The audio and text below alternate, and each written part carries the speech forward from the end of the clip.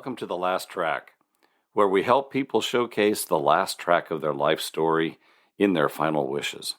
I am your host, Brian Norris, the co-owner of Bateman Funeral Home in Newport, Oregon. Just like a song can bring you back to a day, a time, and a memory, so too can a well-planned service.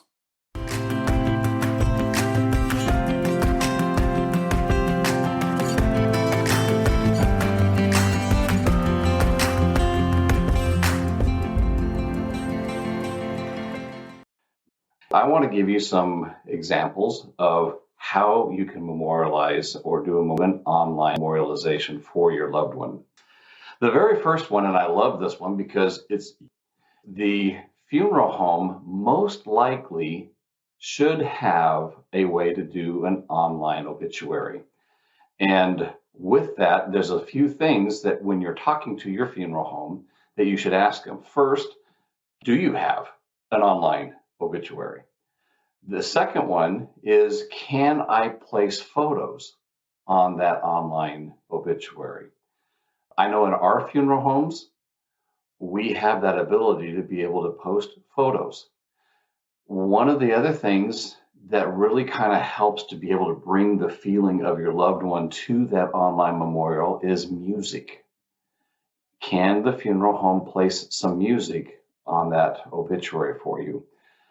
Some funeral homes may be able to use actual specific songs if they have the licenses to be able to use that music. Some funeral homes may have to use some canned music, and that's okay because some of the canned music might have the songs that would reflect the personality of your loved one. So check with them and ask if they have music that they can do. Another amazing way to be able to celebrate your loved one is if you have some videos, because they say a picture is worth 1,000 words. A video is just amazing because it really brings to life your loved one, their personalities, and possibly even a video of them specifically doing something like maybe fishing or maybe at a holiday party or something. And so, boy, if you can get a video of your loved one that's full of life, it really helps to be able to celebrate your loved one. A video tribute is a collection of photos, possibly some videos as well, of your life or your loved one's life that you're putting together this video for. So ideally, what you want to have is somewhere between 30 to 40, maybe 50 photos.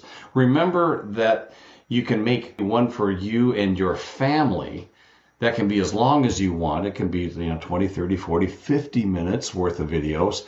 And then you can also have a shorter one that you would be showing at maybe a memorial service. Remember, especially if you remember the days when you had slides, you would go to somebody's house and be sitting in their living room and you'd be watching a slideshow. One picture, one picture. Well, it's wonderful for the family, but maybe not so wonderful when you get into over 15, 20 minutes worth of pictures that's not from your family. So keep that in mind as you're making your video. So 30 to 40, maybe 50 photos. You're going to want to decide whether you have any videos that you want to include into it. So if you have some videos, if you've taken your phone and you've maybe done some questions and answers, the person that's going to be having a tribute video made for, actually incorporate that into a tribute video for your loved one or yourself if you're creating it for yourself. You get little video snippets in there. Whether you want to put it in a chronological order or whether you want it to be maybe having something to do with art, or maybe it doesn't really matter, it's in chronological order, it's just randomized, which can also be a very nice way to do something. You might want to have little sections within the videos that have to do with hobbies, or maybe the person painted, and so you'll want to have maybe a little section that has pictures of the pictures that they've painted. Or if they're carved animals or carved things or had some sort of a hobby, you can put that in there. Maybe the person loved to hunt. So maybe there will be a little section within the video where You have the pictures of the person hunting, and they could be from when they're as young, like a young child, if there's pictures of them hunting there, or her hunting in that area, all the way up to their last time they went fishing type of a thing. Maybe they loved some sports. Maybe they loved watching football. Maybe they played football when they're younger, and then they loved to watch football when they got older. Well, then have some pictures of them watching the Super Bowl. That is something that you can do as you organize your video tribute. And then last but not least, music.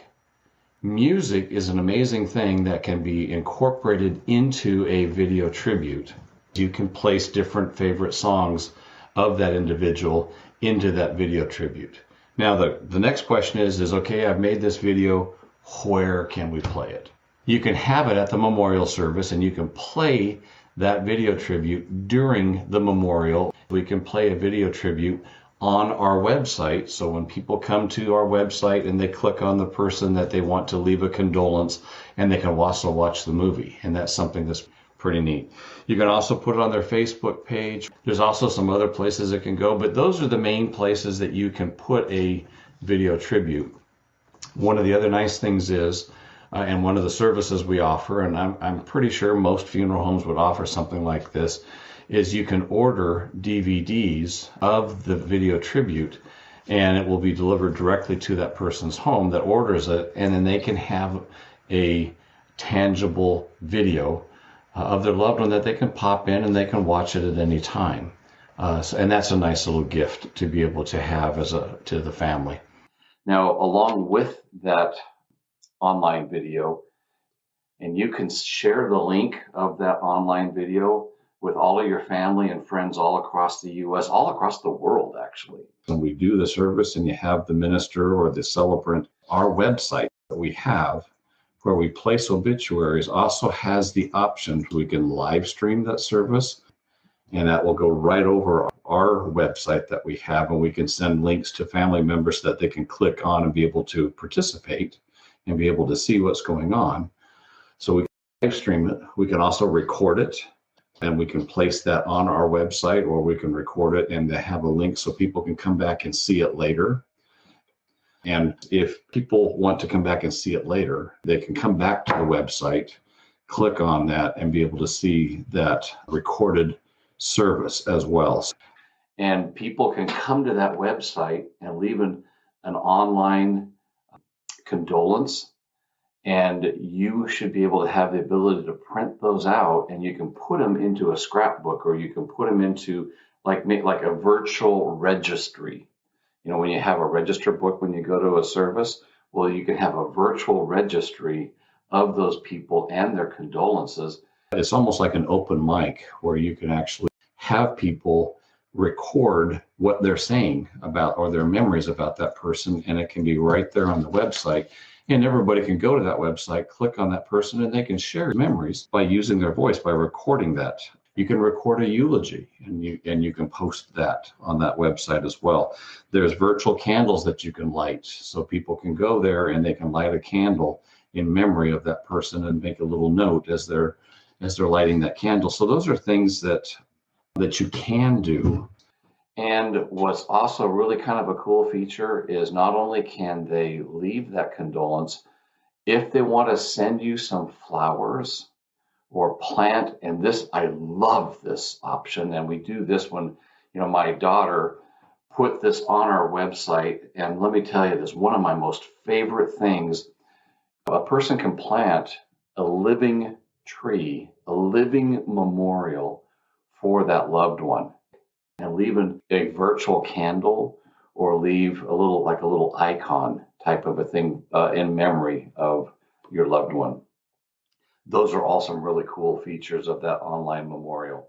Something else, and I almost forgot it, poems, those types of things. If your loved one had a particular poem that they loved, or if a relative or a family member wants to leave a poem as a memory for your loved one, you can do that. You can place that on the obituary, and essentially that online obituary really serves all kinds of purposes, even like a virtual service folder.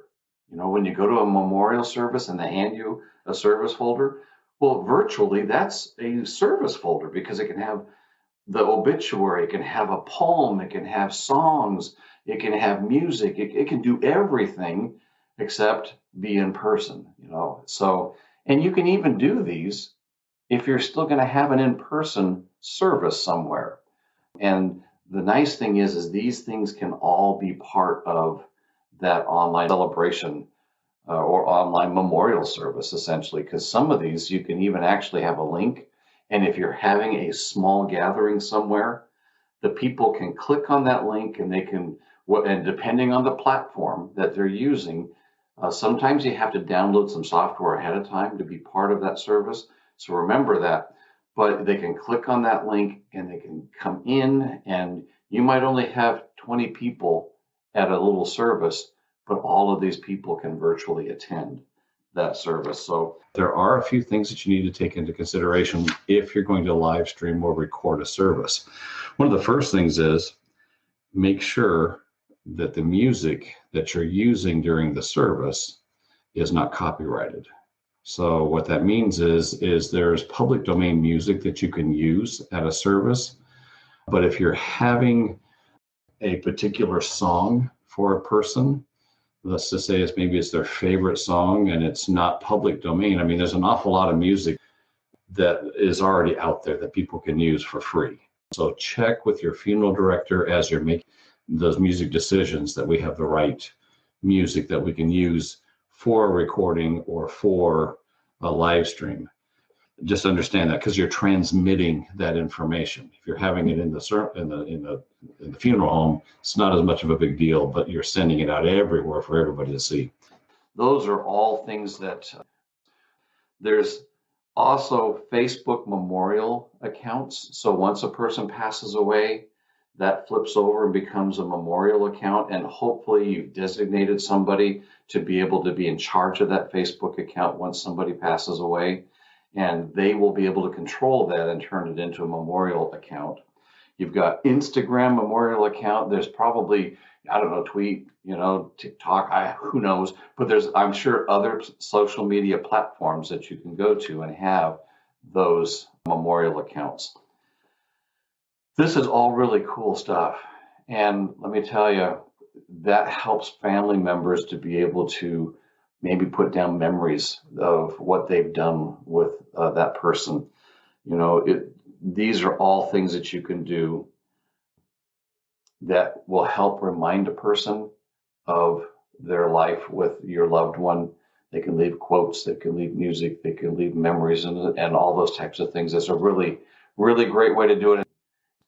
These are some ways to be able to try to help you be able to have a better experience with memorializing your loved one. That you can do so that people are participating, and especially when we're all over the world now. Today, you're all over the United States and all kinds of different places, and you want to feel like you're one as a family together. This is one way that virtually you can try to get together as a family, celebrate the life of the person that has passed away, share their memories, honor that person, and honor their life that they lived. Well, we have reached that time in our podcast where we take a time and we take a moment and we remember all the families that are experiencing a loss, and we light a virtual candle in their memory. Let's take a moment.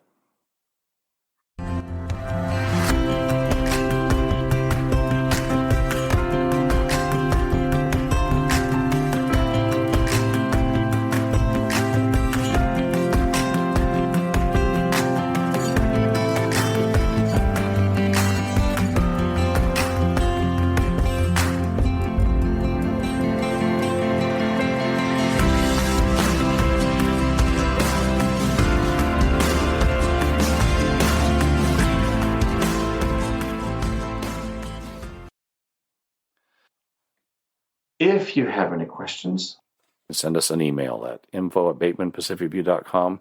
Forward it to your friends as well. This has been The Last Track. I'm Brian Norris. You can find out more about Bateman Funeral Home at our website at batemanpacificview.com. You can visit us on our website, and you can also leave us messages there, or you can visit us on Facebook. If you have any feedback or any questions about today's episode, you're welcome to call us at 541-265-2751, or you can send us an email at info@batemanpacificview.com. We would love to hear from you. Please send us to your friends, and thank you for listening.